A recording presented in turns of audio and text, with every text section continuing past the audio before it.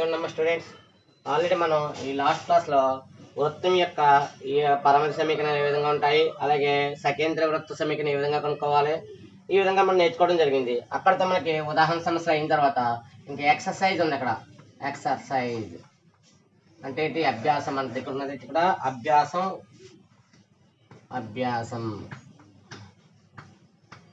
అభ్యాసం 1A. ఈ అభ్యాసం 1Aలో మనం నేర్చుకున్న ఉదాహరణ మీద కొన్ని సమస్యలు ఉన్నాయి. ఏంటో సమస్యలు చూడండి ఒకసారి. మొదటిది రోమన్ 1. ఈ రోమన్ 1లో మనకి మొదటి క్వశ్చన్లో మళ్ళీ పాయింట్లు ఉన్నాయి. అందులో ఏంటి చూడండి ఒకసారి. వృత్త కేంద్రం సి, వ్యాసార్థం ఆర్ లు కింద ఇచ్చాడంట. కింద ఇచ్చాం.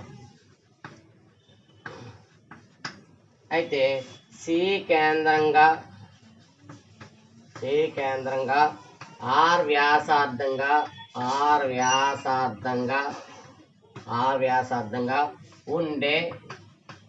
ఉండే వృత్త సమీకరణాలు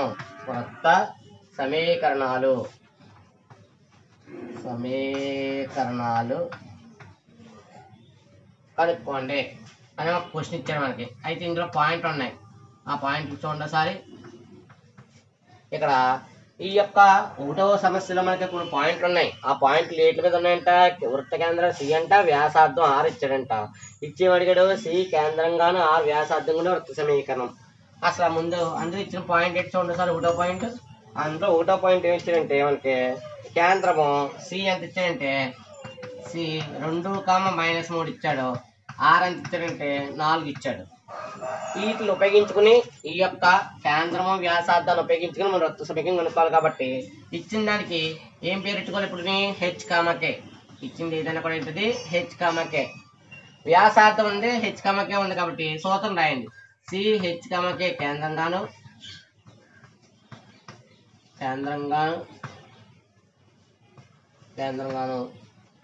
ఆర్ వ్యాసార్థంగా ఉండే.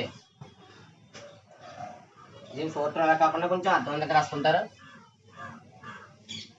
అర్థవంతంగా రాసుకుంటే వృత్త కేంద్రం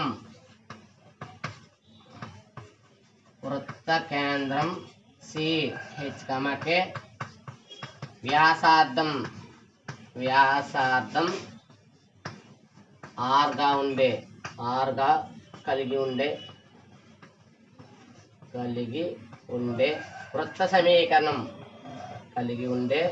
వృత్త సమీకరణం ఇది మనకు ఫార్ములా. ఏంటది? వృత్త కేంద్రం హెచ్,కే వ్యాసార్థం ఆర్గా కలిగి ఉండే వృత్త సమీకరణం ఏంటది? ఎక్స్ మనం నేర్చుకున్న ప్రామాణిక రూపం x-h² ప్లస్ y-k² r² అనే ఒక సమీకరణం మనకు తెలుసు. ఇదేంటిది? వృత్తం యొక్క ప్రామాణిక రూపం. ఈ ప్రామాణిక రూపంలో నీ దగ్గర ఉన్న బిందువును ప్రతిక్షేపిస్తే ఏంటో బిందువు ప్రతిక్షేపణ? x మైనస్ హెచ్ ఉన్న చోట ఎంత ఉంది? 2² ప్లస్ y మైనస్ k ఉన్న చోట ఎంత ఉంది? -1 ఉంది. మైనస్ అంటే మైనస్ ఎంత? ప్లస్ 3² r ఉన్న చోట ఎంత? 4². ఈ విధంగా ఏమడిగాడు అక్కడ? ఎక్స్ మైనస్ హెచ్ ఏమో 2 ఉంది, అందులో x-2² అయింది, ప్లస్ y మైనస్ ఉంది, మైనస్ కే. ఇక్కడ ఆల్రెడీ పాయింట్ ఎంత ఉంది? కే విలువ -1 ఉంది. మైనస్ అంటే మైనస్ ఎంత? +3 అయింది. ఇది a-b² కాబట్టి a² ప్లస్ b² అంటే ఎంత? 2² ఎంత? 4 మైనస్ 2 ఎంత? 4 4 x 4x ప్లస్ ఇక్కడ కూడా y² ప్లస్ 3² అంటే ఎంత? 3 మూలు 9 ప్లస్ 2 మూలు ఎంత? 6 6 y 6y 4² ఎంత? 16. ఇక్కడ కుడివైపు ఉన్న స్థిర పదాన్ని ఎడవైపు మనం మార్చుకుంటే ఏమవుతుంది? దీన్ని వరుస క్రమంగా రాసుకోండి. వరుస క్రమంగా రాసుకుంటే ఏమవుతుంది? ఫస్ట్ ఏమొస్తుంది? x² వస్తుంది. తర్వాత ఏంటి? y². తర్వాత -4x ప్లస్ 6y. తర్వాత చూడండి ఇక్కడ ప్లస్ 4 9 కలిపితే ఎంత? 13. ఇది ప్లస్ 16 ఇటు కలిపితే అయింది -16. ఇది కూడా ఎంత? 0. Therefore x² plus y² -4x plus 6y. ఇక్కడ చూడండి ఒకసారి. ఇవేమి పదాలు మారలేదు. ఈ పదాలన్నీ కూడా నేను పైన వేసుకున్న పదాలే. ఈ పదాలు వచ్చిన నాకు సూత్రము x² అంటే m-b² లో a² ప్లస్ b ఎంత? ఇక్కడ 2² ఎంత? 2 4 మైనస్ 2 ఎంత? 4 x 4x. ఇక్కడ y² ప్లస్ ఇక్కడ 3 స్క్వేర్ 3 మూలు ఎంత 9 ప్లస్ 2 మూలు ఎంత 6 6 into y 6y is equal to 4 తీసుకుని 4 ఎంత 16. ఈ విధంగా నాకు సమీకరణం వచ్చిన తర్వాత దీంట్లో వరుస క్రమం రాసుకుంటాం. వరుస క్రమం ఏంటి x square plus y square minus 4x plus 6y. తర్వాత ఇక్కడ చూడండి 4 9 ఎంత 13 ఈ ప్లస్ 17 వచ్చేది మైనస్ 16 16లో 13 పోతే ఎంత 3 ఏ మూలది -3 ఇది కూడా ఎంత 0. ఈ విధంగా మనకి ఏమొచ్చింది ఇక్కడ కావలసిన వృత్త సమీకరణం ఏంటిది కావలసిన ఏంటిది వృత్త సమీకరణం కావలసిన వృత్త సమీకరణం వచ్చింది x square plus y square minus 4x plus 6y minus 3 ఇది కూడా 0. ఈ విధంగా మనకి కావలసిన వృత్త సమీకరణం వచ్చింది. నెక్స్ట్ మనకి ఇంకేంటి ఇదే మోడల్లో ఇంకొక లెక్క ఉంది కాబట్టి దాన్ని కూడా చూడండి ఒకసారి.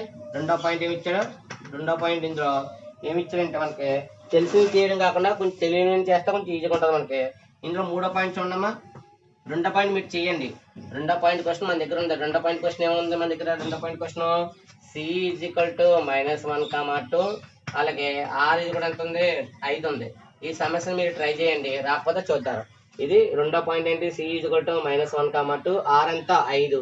సేమ్ ఇదే సూత్రంలో మనం విలువను ప్రతిక్షేపిస్తే మనకి ఏమొస్తుంది కావాల్సిన సమీకరణం వస్తుంది. అందువల్ల ఏం అడిగాడన్నా చూసుకునే దాన్ని బట్టి మనం తీయాలి. ఈ విధంగా మనకి ఈ యొక్క సమస్య ఏదైతే ఒకటో పాయింట్ చెప్పానో ఒకటో పాయింట్ లాగే రెండో పాయింట్ లో ఈ సి ఉన్న చెట్టు విలువను ప్రతిక్షేపించి ఆరుని కూడా ప్రతిక్షేపించి ఇదే విధంగా సమీకరణం సాధిస్తే సరిపోతుంది. ఇక్కడ కొంచెం వేరేగా ఉన్న క్వశ్చన్ ఒకటి ఉంది. అది సి ఈజ్ ఈక్వల్ టు మనకి ఎంత ఉందంటే ఏ కామా బి అలాగే ఆర్ ఇది కూడా ఎంత ఉందంటే ఏ ప్లస్ బి. ఈ లెక్క చూద్దారా సార్ చూడండి ఎంత ఏ కామా మైనస్ బి ఇచ్చాడు. ఇక్కడ సి ఇది కూడా ఎంత ఏ కామా మైనస్ బి. సి ఇది కూడా ఏ కామా మైనస్ బి ఇచ్చి ఆరు ఎంత ఇచ్చాడు ఏ ప్లస్ బి ఇచ్చాడు. మనకు కావాల్సిన విధంగా సేమ్ ఏంటి సూత్రం రాసుకోవాలి. ఏంటో సూత్రము ఇంకొకసారి మీకు తెలిసింది కాబట్టి డైరెక్ట్ గా కావాల్సిన వృత్త సమీకరణం రాసుకున్నా పర్లేదు లేదా సూత్రపులో మనం రాసుకున్నా పర్వాలేదు. ఇక్కడ సమస్య మనకి ఎలాగో తెలిసింది కాబట్టి ఆ సమస్యను సాధించడం చూడండి. ఇక్కడ హెచ్ కామకి హెచ్ ఉన్న చోట ఎంత ఉంది ఇక్కడ ఏ ఉంది అలాగే కే ఉన్న చోట ఎంత ఉంది -b పోల్చుకుంటున్నాం. హెచ్ కామకి కేంద్రం కాబట్టి హెచ్ ఉన్న చోట ఎంత ఉంది ఏ ఉంది కే ఉన్న చోట ఎంత ఉంది -b ఉంది. దేర్ఫోర్ వృత్త సమీకరణ సూత్రం అని తెలుసు కదా. దేర్ఫోర్ కావాల్సిన వృత్త సమీకరణం అంటే ఒకసారి మీకు సూత్రం తెలిసింది ఇదే విధంగా సూత్రం రాయాలి మీరు. ఏంటి కేంద్రం హెచ్ కామకే వ్యాసార్థం ఆరుగా కలిగి ఉంటే వృత్త సమీకరణం రాసి ఈ సూత్రం రాయాలి. అయితే ఆల్రెడీ మనం ఒక లెక్కకి చేసాం కాబట్టి ఇంకా రెండో సమస్య చేసినప్పుడు ఈ విధంగా రాయవలసిన పని లేదు. అందులో కావాల్సిన వృత్త సమీకరణం చెప్పి కావాల్సిన వృత్త సమీకరణం ఏంటో వృత్త సమీకరణం x - h whole square plus y - k whole square is equal to ఎంత r స్క్వేర్. ఈ సూత్రంలో హెచ్ ఉన్న చోట ఎంత వేయాలి ఏ వేయాలి కే ఉన్న చోట ఎంత వేయాలి -b ప్రతిక్షేపించాలి. ఆర్ ఉన్న చోట విలువ ఎంత ప్రతిక్షేపించాలి a ప్లస్ b ప్రతిక్షేపిస్తే చూడండి సారి x మైనస్ ఏ హెచ్ ఎంత a whole square plus y minus ఇక్కడ మైనస్ ఉంది ఇక్కడ ఏముంది ఆల్రెడీ b కి మైనస్ ఉంది మైనస్ ఇంటూ మైనస్ ఎంత plus y plus b whole square is equal to r ఎంత a plus b whole square. ఈ విధంగా విలువలో ప్రతిక్షేపం చేశాను. హెచ్ ఉన్న చోట విలువ ఎంత చేశాను కే ఉన్న చోట విలువ ఎంత చేశాను చూసుకుని మనకు కావాల్సిన విధంగా రాసుకున్నాను. ఇక్కడ a - b హోల్ స్క్వేర్ వచ్చింది ఇక్కడ a plus b whole square వచ్చింది. ఇక్కడ ఫార్ములా అప్లై చేస్తే a స్క్వేర్ ప్లస్ b ఎంత ఇక్కడ a స్క్వేర్ b ఉన్న చోట ఎంత ఇక్కడ ఏ ఉంది కాబట్టి a square x square plus a square. Formula ఏంటి minus 2 into a into x ఎంత ax అంటే 2ax. ఇక్కడ కూడా అప్లై చేస్తే y square plus b square plus 2 into b 2b into y అదనా 2 into b 2b into y. ఇందులో స్థిరపదం ఇది b అనే స్థిరపదం కాబట్టి 2 ఇంటూ b ఎంత అయింది 2b అయింది. 2b ఇంటూ y ఎంత 2by ఈజ్ ఈక్వల్ టు అవతల కూడా ఉపయోగిస్తే a square plus b square plus 2ab అంటే నా దగ్గర ఫార్ములా ఉపయోగిస్తే ఇరువైపులా చూడండి ఒక ఈజుగొల్టు గుర్తుకి ఎడవైపున కుడి వైపున మనకి ఏమున్నాయి పదాలు ఉన్నాయి. ఈజుగొల్టు గుర్తుకి ఎడవైపున కుడి వైపున కూడా పదాలు ఉన్నాయి కాబట్టి ఈ పదాలు ఏమవుతాయి క్యాన్సిల్ అవుతాయి. ఇంకా మిగిలినంత ప్లస్ బి స్క్వేర్. ఇంకా మిగతా భాగం అవతల పక్కన ఎడత వైపు తీసుకొస్తే ఏమవుతుంది 4x స్క్వేర్ ప్లస్ ఆర్ రాస్తే x square plus y square. తర్వాత x ఉన్న పదం అంతా -2ax ప్లస్ 2by. ఈ యువతలో ఉన్న ప్లస్ పద్ధతి కొత్తమైంది -2ab ఇది కూడా ఎంత 0. ఇది ఏమవుతుంది మనకి కావాల్సిన వృత్త సమీకరణం. దీని పైన రాయాలి కావలసిన వృత్త సమీకరణం వృత్త సమీకరణం అంటే ఏమైతే అడిగాడో ఆ సమీకరణంలో నీకు కావాల్సింది వచ్చింది. అందువల్ల ఏం చేయాలి, ఇక్కడ కేంద్రం వాడేస్తాడు, వ్యాసార్థం వాడేస్తాడు. కేంద్రం వ్యాసార్థం వాడు ఇవ్వగానే నువ్వు చేయవలసిన ఏంటి, నీ దగ్గర సూత్రంలో ఈ యొక్క సూత్రంలో హెచ్ అన్న చోట ఎంత రాయాలి, కే అన్న చోట ఎంత రాయాలని నువ్వు నిర్ణయించుకుని ఆ విలువలు దాంట్లో ప్రతిక్షేపిస్తే నీకు కావాల్సిన సమీకరణం వస్తుంది. ఈ విధంగా ఏంటిది, కేంద్రం వ్యాసార్థం ఇచ్చినప్పుడు ఈ విధంగా చేస్తుండాలి. ఇంకా నెక్స్ట్ వచ్చి దీంట్లోనే పాయింట్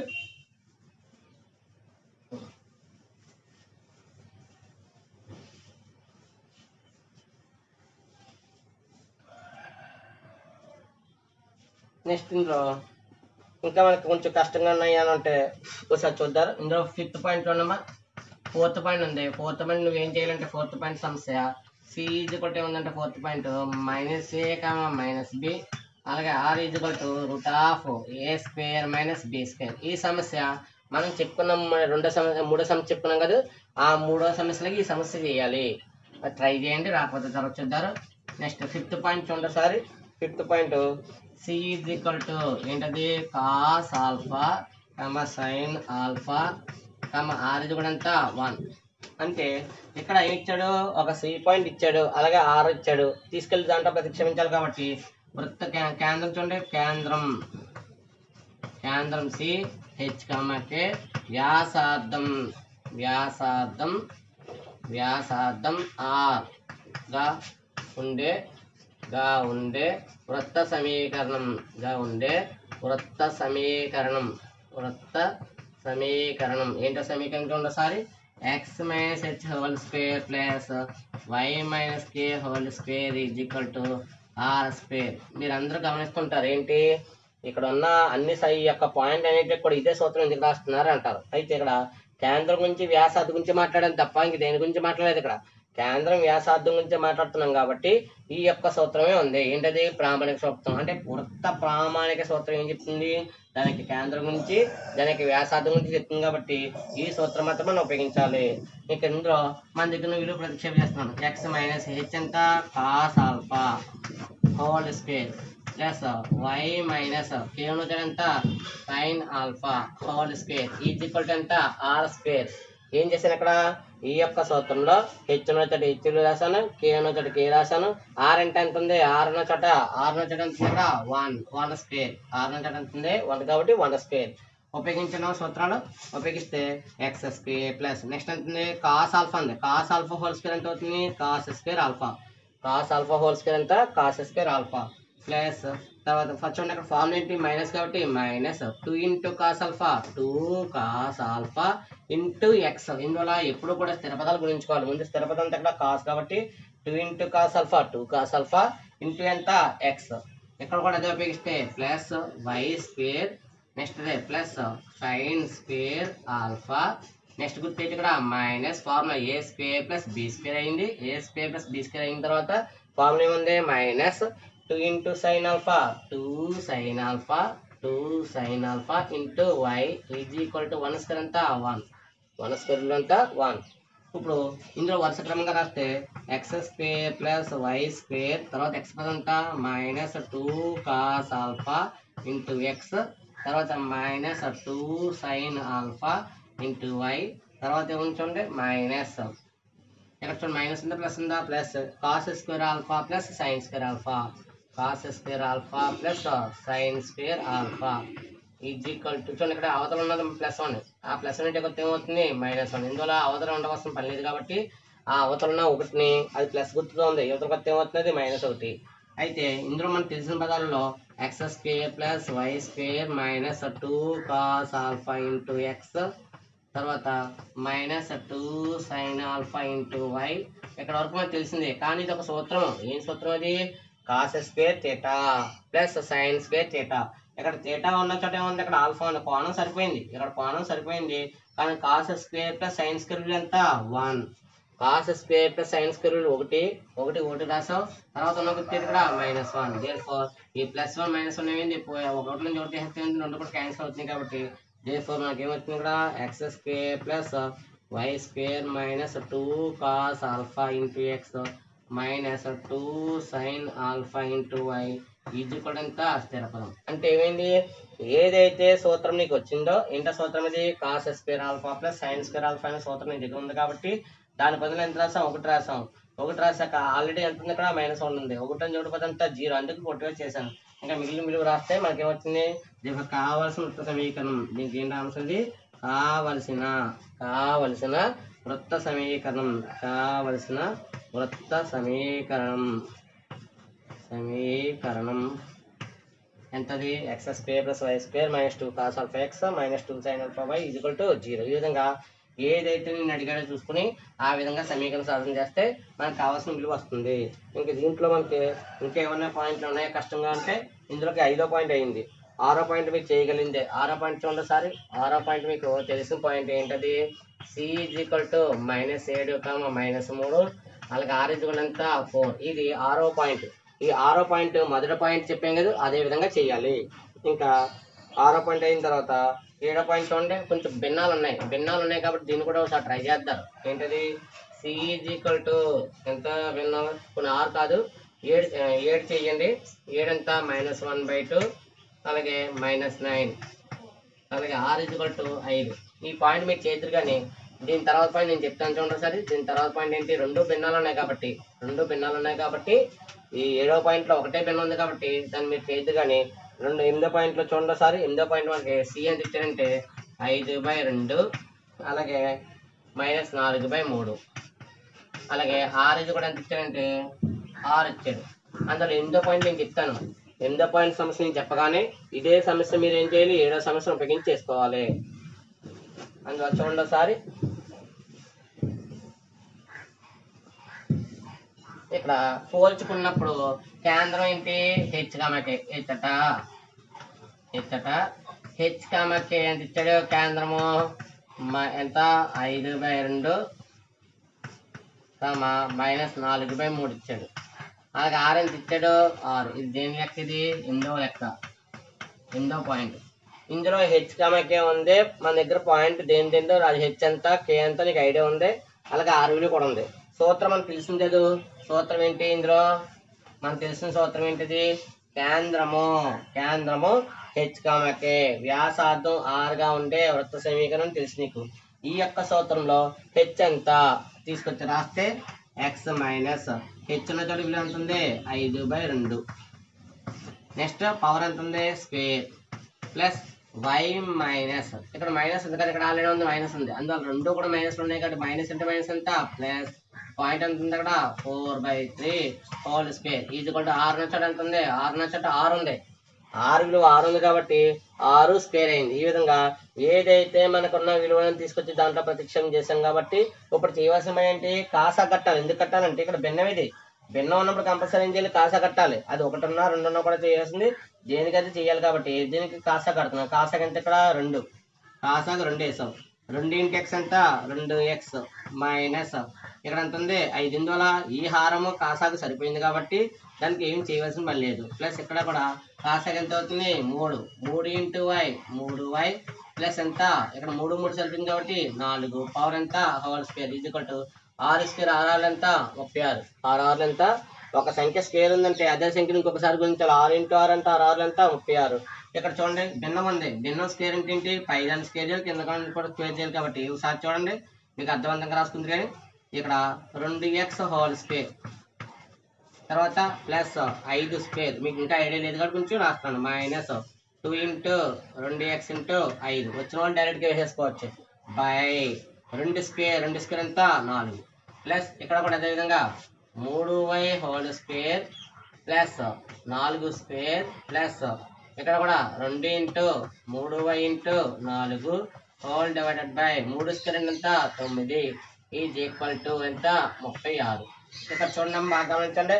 ఈ భిన్నంలో ఎంత ఉంది 4 ఉంది, ఈ భిన్నంలో ఎంత ఉంది 9 ఉంది. అందువల్ల ఏం చేయాలి, కాసా కట్టాలి. 4 9 కాసాకి ఎంత ఉమ్మడంకి పోదు, 4లో 9 ఏకం పోదు కాబట్టి 4 9 ఎంత అవుతుంది 36. అంటే కాసాకి ఎంత 36. అందులో కాసాకి 36 కాబట్టి ఒకసారి చూడండి, కాసాకి 36 కాబట్టి ఒకసారి చూడండి 4 9 ఎంత 36, కాసాకి 36 వచ్చింది. మరి ఇక్కడ 4 36 కలిపి 9 సార్లు కాబట్టి 9 × దీని ఒకసారి చూడండి, 2 స్క్వేర్ ఎక్స్ స్క్వేర్, ఇందులో అక్కడ 2x హోల్ స్క్వేర్, 2కి స్క్వేర్ చేయాలి, ఎక్స్ కూడా స్క్వేర్ చేయాలి కాబట్టి 2 స్క్వేర్ ఎంత 4 ఇంటూ ఎక్స్ స్క్వేర్ మైనస్ 2 ఎంత 4, 4 5 ఎంత 20x ప్లస్ 5 స్క్వేర్, 5 5 ఎంత 25, 5 5 ఎంత 25. ఈ విధంగా ఏం చేయాలి, ఇక్కడ 2 పదాలు ఉన్నాయి కాబట్టి 2 పదాలు స్క్వేర్ అంటే మొదటి దాన్ని స్క్వేర్ చేయాలి, రెండో దాన్ని కూడా స్క్వేర్ చేయాలి కాబట్టి 2 స్క్వేర్ ఎంత 4 ఇంటూ ఎక్స్ స్క్వేర్, 2 ఎంత 4, 4 5 ఎంత 20, 20 ఇంటూ ఎక్స్ 20x వచ్చింది ప్లస్ 5 స్క్వేర్ ఎంత 25 ప్లస్ 9 ఎక్కువ 36 ఎన్ని సరిపోయింది 4 సార్లు పోయింది, 9 ఎక్కువ 36 4 సార్లు పోయింది కాబట్టి 4 ఇంటూ ఇక్కడ కూడా సేమ్ అదే చేస్తే 3 స్క్వేర్ ఎంత 9 ఇంటూ వై స్క్వేర్ ప్లస్ 4 ఇక్కడ చూడండి 2 3 ఎంత 6, 6 4 ఎంత 24 వై ప్లస్ 4 స్క్వేర్ 4 ఎంత 16 ఈజ్ ఈక్వల్ టు ఎంత 36. ఇక్కడ ఇది ఏం చేస్తుంది భాగిస్తుంది, అక్కడికి వెళ్తే ఏమవుతుంది గుణిస్తుంది. అందువల్ల మనం చేసినప్పుడు ఇదేమో భాగిస్తుంది అన్నాం, అటే పెద్ద గుణిస్తుంది అన్నాం కాబట్టి కాసాగ ఎంత 36 చేయాలి. 36 చేస్తే ఏమవుతుందో చూద్దాం సరే. ఇక్కడ చూడండి ఈసారి ఇక్కడ గుణకారం చేయాలి. గుణకారం చేస్తే ప్రతి పదాన్ని దేంతో గుణించాలి, అక్కడ 9తో గుణించాలి. గుణిస్తే 9 4 ఎంత 36, 9 4 ఎంత 36, 9 4 36 into X square 36x square. 9 20లో 9 20 ఎంత 180 అంటే గుర్తెట్టి మైనస్ 180x ప్లస్ 9 25, 9 20 ఎంత 180, 9 5 45, 225 తర్వాత ప్లస్ 4 9 ఎంత 36 వై స్క్వేర్ తర్వాత 4 24, 4 24 ఎంత 4 20 80, 4 4 16 కలిపితే ఎంత 96 వై ప్లస్ 4 16, 4 16 ఎంత 64 ఈజ్ ఈక్వల్ టు 36 అంటే 36 చేయాలి. 36 అంటే మీకు గుణకారం చేసుకుంటే 6 6 ఎంత 36, 3 6 3 18, 18 3 21, 3 6 18, 1 3 3 9 9 1 10 కలిపితే ఎంత వచ్చింది 12 96 వచ్చింది. 12 96. దీన్ని ఒక వరుస క్రమంగా రాసుకుంటే 36x square plus 36y square తర్వాత మైనస్ 180x ప్లస్ 96y ఈ రెండు కూడితే వచ్చింది 289.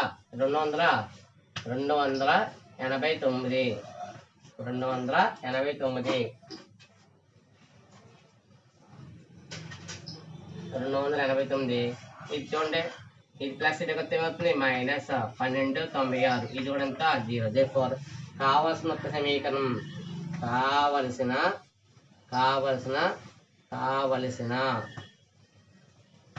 కావలసిన వృత్త సమీకరణం అని రాసిన తర్వాత మనకి ఏం ఆన్సర్ వస్తుందో చూడండి ఒకసారి. ఇక్కడ 36x స్క్వేర్ అలాగే ఉంది, తర్వాత 36y square minus 180x plus 96y. ఇక్కడ చూడమ్మా తీసేస్తే ఇంకా కావాల్సిన రాయకండి అని కొట్టివేత అవుతాం చూద్దారు. కొట్టివేత అవుతుంటే రద్దారు, లేదని కొట్టివేత లేకపోతే చూద్దారు. అందువల్ల కొట్టివేత అవకాశం ఉంది కాబట్టి చూడండి సార్. ఇది 96 అయింది. ఇక్కడికి ఇక్కడ 1296 నుంచి ఏం పోయింది 189 పోయింది. పోతే ఏమొచ్చింది చూడండి ఒకసారి. ఇక్కడ దీని తేడా ఎంత 7 ఉంది కాబట్టి 1007 మైనస్ 1007. అందువల్ల ఏం పోయింది చూడండి 296, ఇది 289. అందువల్ల 1000 ఎలాగా ఉంది 296 నుంచి 289 పోతే ఎంత ఉంది ఇంకా 7 ఉంది. ఈ ఈక్వల్ ఎంత 0. ఇందులో ఏమైనా 3 ఎక్కం పోతుంది అనుకోండి. ఇది 3 12, ఇందులో 3 60లో, ఇందులో 3 32.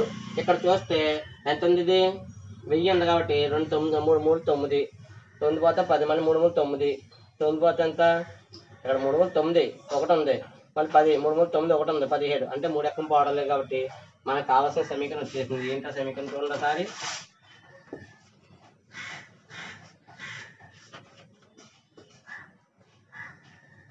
కావలసిన వృత్త సమీకరణం అంటే ఒకసారి కొన్ని విలువలు క్యాన్సిల్ అయితే అన్నింటిలో కూడా క్యాన్సిల్ అవుతుంది కాబట్టి చూసుకోవాలి. ఈ విధంగా మనకి ఎన్నో పాయింట్ అండి 8వ పాయింట్ అండి. నేను 8వ పాయింట్ ఏ విధంగా చెప్పానో అదే విధంగా మీరు ఏ పాయింట్ చేయాలి. ఇక్కడ 7వ పాయింట్ ఎంత ఉంది, అక్కడ c -1/2 -9 r కూడా ఎంత 5. ఇదే విధంగా చేయాలి. అయితే ఇక్కడ ఒకటే విలువ భిన్నం ఉంది కాబట్టి ఈ చోట భిన్నం వస్తుంది. దీన్ని కాసగట్టుతో ఆ వచ్చిన కాస విలువను ఏం చేయాలి, మళ్ళీ కాసగట్టుకోవాలి. నెక్స్ట్ లెక్చర్ చూడమ్మా.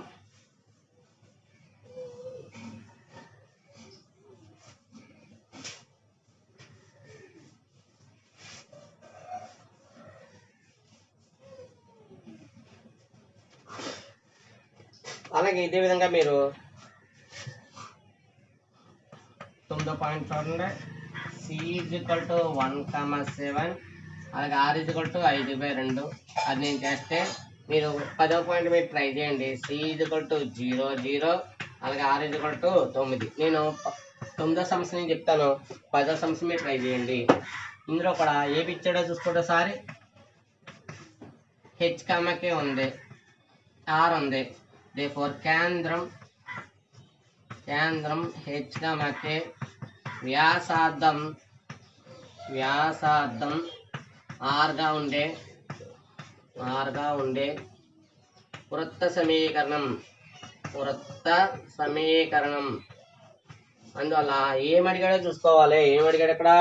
కేంద్రం ఉంది, వ్యాసార్థం ఉంది. కాబట్టి కేంద్రం వ్యాసార్థం ఉంటే మీరు కనుక్కోవాల్సింది ఏంటి? వృత్త సమీకరణం కనుక్కోవాలి. ఆ వృత్త సమీకరణం ఎలా వస్తుంది? మనకున్న సూత్రము x - h whole square plus y - k whole square r² అనే సూత్రంలో, ఈ యొక్క సూత్రంలో నీ దగ్గర ఉన్న విలువను ప్రతిక్షేపిస్తే x - h ఎంత 1 whole square plus y - k ఎంత 7 హోల్ స్క్వేర్ ఇది కూడా r ఎంత 5/2 హోల్ స్క్వేర్. 5/2 ఎంత హోల్ స్క్వేర్. దీన్ని విడగొడితే a - b హోల్ స్క్వేర్ కాబట్టి a² ప్లస్ 1² ఎంత 1 మైనస్ 2 ఒకట్ల 2 2x ఎంత 2x ప్లస్ y² ప్లస్ 7² 7 ఎంత 49 7 ఎంత 49 మైనస్ ఫార్ములా మైనస్ 2 ఎంత 2 7 14 14 ఇంటూ y 14y అంటే ఏంటి? ముందు సంఖ్యలు గుణించుకోవాలి. 2ab అంటావు, 2a ఎంత y ఇంటూ b ఎంత 7. అందువల్ల ఇక్కడ అంకె ఉంది కాబట్టి 2 7 14 ఇంటూ y 14y = దీన్ని కాస కడితే 20. దీంతో హోల్ స్క్వేర్ చేస్తే ఎంత 5² 5 25/2² ఎంత 4. ఇది భాగాహారం, భాగిస్తుంటే కొత్త గుణిస్తుంది కాబట్టి ఇక్కడ ప్రతి సంఖ్య 4తో గుణిస్తే ముందు 4 ఇంటూ ఒకసారి కలిపేసుకోండి. x² plus y² minus 2x minus 14y కలిపితే 4 కూడా కలిపితే ఎంత 50 ఎంత 25. ఇక్కడ ప్రతి సంఖ్య 4తో గుణిస్తే 4 × x² 4x² 4 × y² 4y² అంటే ఇక్కడ ఎందుకు గుణించాలి? ఇది భాగిస్తుంది. భాగించే సంఖ్య ఇటు కొత్త ఏమవుతుంది? గుణిస్తుంది. ఇక్కడ ప్రతి సంఖ్య 4తో గుణించాం కాబట్టి 4 ఎంత 8x మైనస్ 4 14 4 14 ఎంత 56 ఇంటూ y ప్లస్ 4 50 4 5 40 కాబట్టి 200. ఈ ప్లస్ అనేది ఇటు కొత్త ఏమవుతుంది? -25. ఇది కూడా ఎంత 0. ఈ విధంగా మనకి సమీకరణ వచ్చిన తర్వాత 4x² plus 4y² plus 4y² minus 8x minus 56y 200 నుంచి 10 పోతే ఎంత 175. ఇది కూడా ఎంత 0. ఇదేంటిది? మనకి 4 ఎక్కడ పోతుంది? ఇందులో పోదు. ఎందుకు పోదు? ఇక్కడ చివరి ఉంది 5 ఉంది కాబట్టి 5 ఉన్న సంఖ్యలో 4 పోదు. అందువల్ల కావాల్సిన వృత్త సమీకరణం వృత్త సమీకరణం ఈ విధంగా కావాల్సిన వృత్త సమీకరణం మనకి ఎంత వచ్చింది? 4x² plus 4y² minus 8x minus 56y plus 175. ఇది కూడా ఎంత వచ్చింది? 0. ఈ విధంగా మనకి ఏం అడిగాడో చూసుకుని ఆ విధంగా సమస్యను సాధించాలి. నెక్స్ట్ చూడండి ఒకసారి. ఇక్కడతో మనకి ఈ 1వ క్వశ్చన్లో ఉన్న 10 పాయింట్లు చెప్పడం జరిగింది. ఇంకా తర్వాత మనకి ఇంకొక సమస్య ఉంది. చూడండి ఒకసారి. ఇంకోటి అయితే ఇక్కడతో 1 అయింది కాబట్టి సెకండ్ క్వశ్చన్ చూడండి. సెకండ్ క్వశ్చన్ మనకి ఏమి ఇచ్చాడంటే -4, -3 కేంద్రంగా ఉంటూ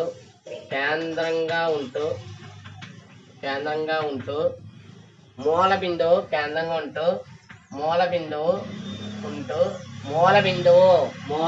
అంటే ఏమవుతుంది? 0 0 కాబట్టి ఉంటూ మూల బిందువు గుండా పోయే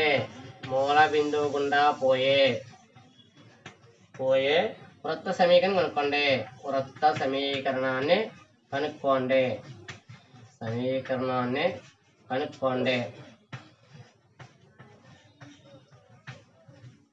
దీనికి 2 పద్ధతులు ఉంటాయి. ఒకటి ఏంటంటే కేంద్రం ఉంది కాబట్టి సాధారణ రూపం తీసేసుకుని దాంట్లో స్థిర పదాన్ని మనం కనుక్కోవాలనే ఉద్దేశంతో మూల బిందువు దాంట్లో ప్రతిక్షేపిస్తే సరిపోతుంది. అయితే దానికన్నా ముందు మనకి ఇంకొక సూత్రం కూడా ఉంది కాబట్టి దాన్ని ఉపయోగించుకున్నా పర్వాలేదు. ఏదైనా మనం లెక్క చేయడం కావాలి కాబట్టి ఒకసారి రాసుకోండి. దత్తాంశం నుండి ఏ ఇచ్చాడు చూడండి? కేంద్రము. మన కేంద్రం గుర్తేటప్పుడుని H, K కేంద్రానికి మనం వాడే గుర్తేటి, మనం ఎప్పుడు కూడా కేంద్రం అనే పదానికి ఎప్పుడు వాడేది ఏంటంటే హెచ్చుకమకే వాడతాం కాబట్టి కేంద్రం. కేంద్రం హెచ్చుకమకే ఎంత ఇచ్చాడు, -4, -3.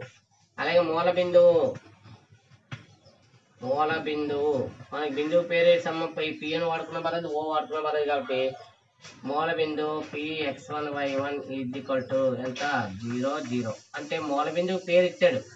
మూల బిందువు పేరు ఏంటి 0, 0. కానీ పి అని వాడడం. కానీ పి ఎందుకు వాడంటే ఈ సికి పికి దూరం అని వాడతాం కాబట్టి అందుకు చెప్తుంటా. అంటే అది దేని గుండా పోతుందని చెప్పు, మూల బిందువు గుండా పోతుందన్నా కాబట్టి నీకు తెలిసింది ఏంటి, ఎప్పుడైనా ఒక వృత్తం మీద ఒక బిందువు గుండా పోతుందంటే ఆ బిందువుకి ఆ కేంద్రానికి మధ్య దూరం ఏమవుతుంది, వ్యాసార్థం.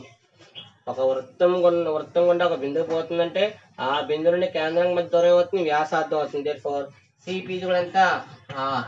సిపి కూడా ఎంత ఆర్. కావున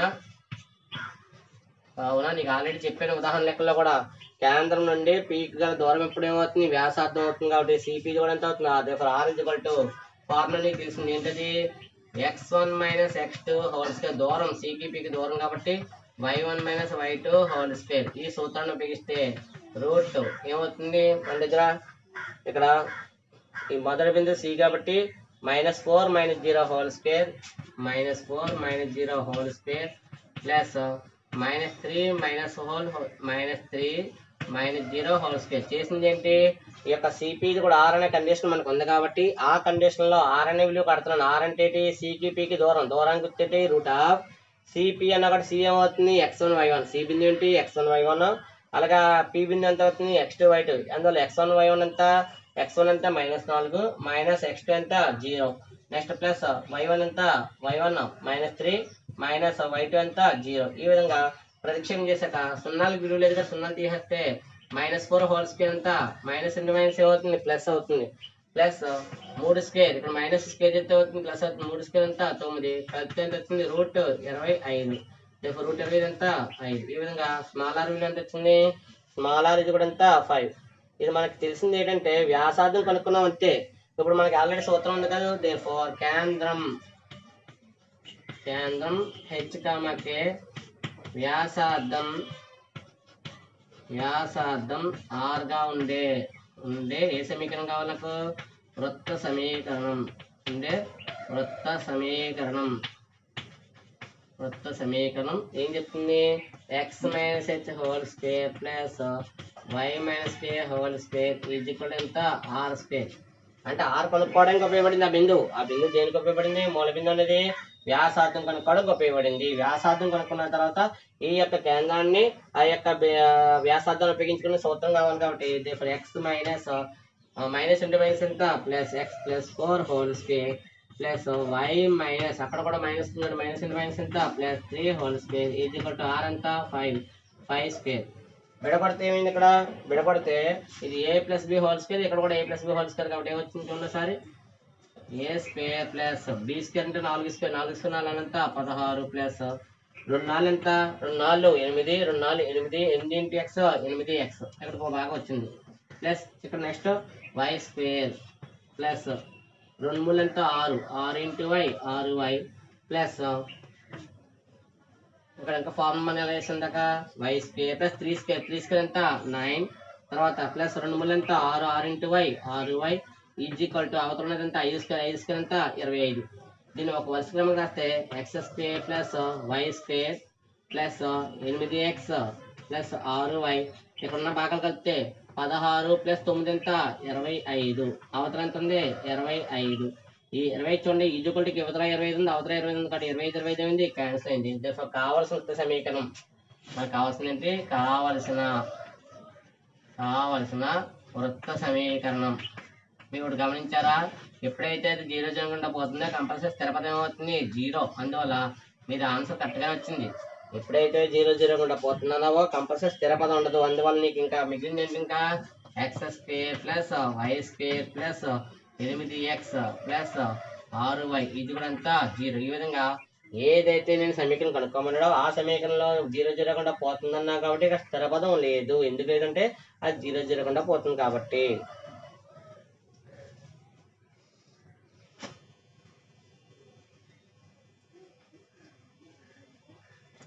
తర్వాత ఈ యొక్క మోడల్ మనకు రెండో క్వశ్చన్ అయింది. తర్వాత క్వశ్చన్ చూడండి ఒకసారి.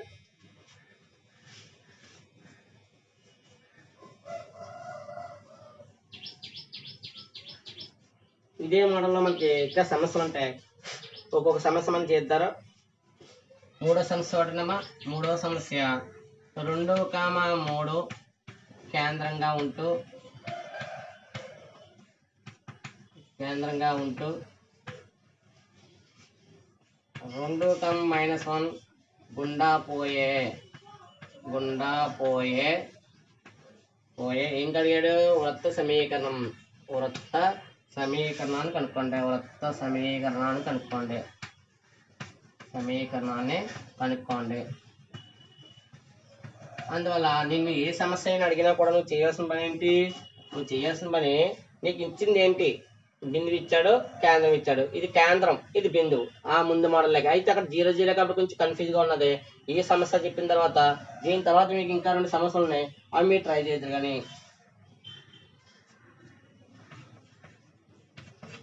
చూడండి ఏమి ఇచ్చాడు? దత్తాంశం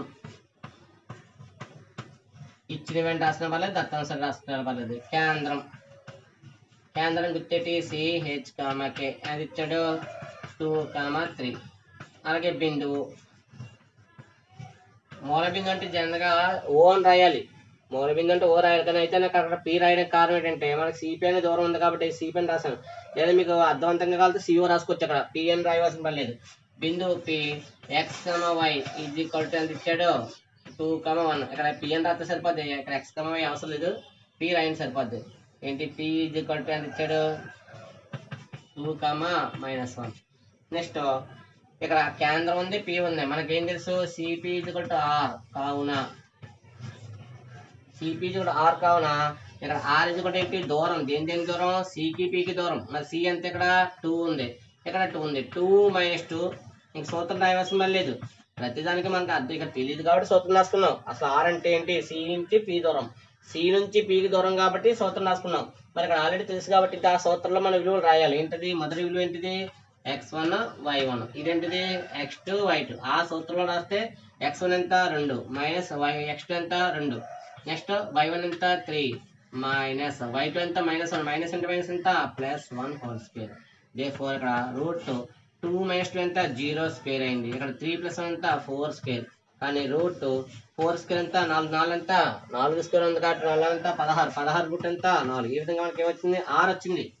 6 వస్తే సరిపోతుందా? మనకు కావాల్సింది ఏంటి? వృత్తం కావాలి కాబట్టి ఆ వృత్త సమీకరణ చూడండి ఒకసారి. ఏమేమి కావాలో ఒకసారి సూత్రం రాయండి. సూత్రం ఏంటి? కేంద్రం H, K, వ్యాసార్థం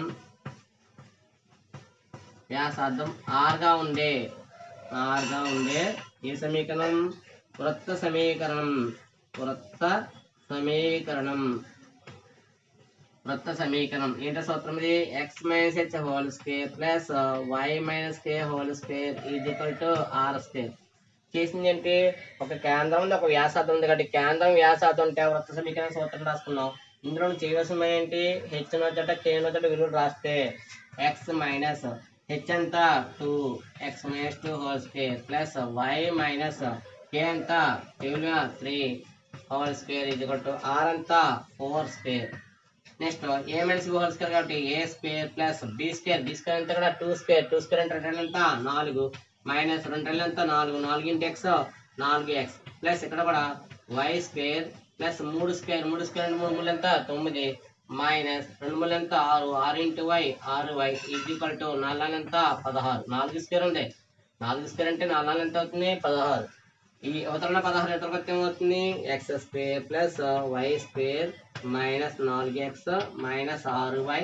ఈ కలిపాను, ఇది +4 +9 +4 +9 ఎంత? +13. ఈ +16 కొత్త ఏమవుతుంది? -16. ఇది కూడా 0. ఇందువల్ల ఒక సమీకరణం చెప్పాలంటే అవతల వైపు ఏముండాలి? ఇప్పుడు 0 ఉండాలి కాబట్టి అవతల సంఖ్య 16, ఇవతల కొత్త ఏమైంది? మైనస్ అయింది. Therefore x square plus y square minus 4x minus 6y.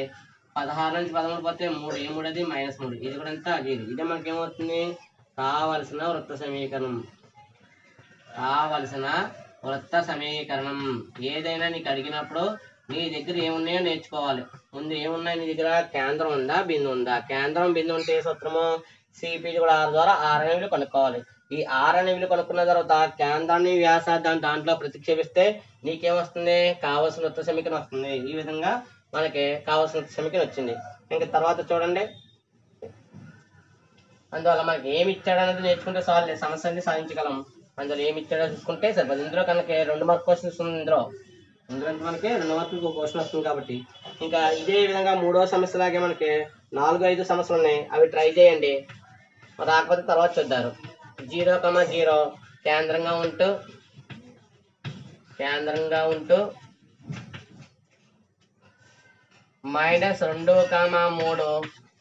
గుండా పోయే వృత్త సమీకరణం. గుండా పోయే వృత్త సమీకరణం కనుక్కోండి. వృత్త సమీకరణాన్ని కనుక్కోండి. నెక్స్ట్ అలాగే 5వ సమీకరణం కూడా ఉంది, 5 లెక్క కూడా ఉంది. ఏంటిది? -3,4 కేంద్రంగా ఉంటూ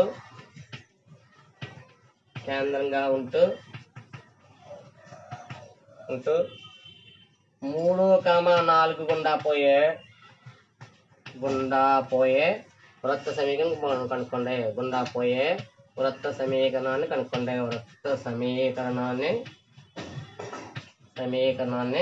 కనుక్కోండి. అంటే ఇక్కడ ఈ 2 సమస్యల గురించి ఇవ్వడానికి కారణం ఏంటంటే, ముందు సమస్య మనం ఏ విధంగా చేసామో ఇప్పుడు ఈ సమస్య చేసామా, ఈ సమస్యలాగే ఇక్కడ ఈ 4వ సమస్యను 5వ సమస్యను సాధించవచ్చు. ట్రై చేయండి. ఒక అంతగా రాకపోతే నెక్స్ట్ క్లాస్లో చూద్దారు.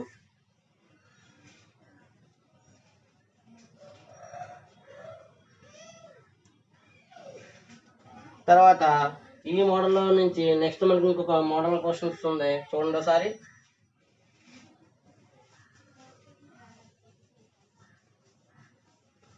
ఈ సమస్యలు కొంచెం బాగా నేర్చుకున్న తర్వాత మనకి ఈ 4 సమస్యలు 5 సమస్యలు మీరు బాగా చేశారనుకోండి, దీని తర్వాత సమస్యలు సాధించవచ్చు.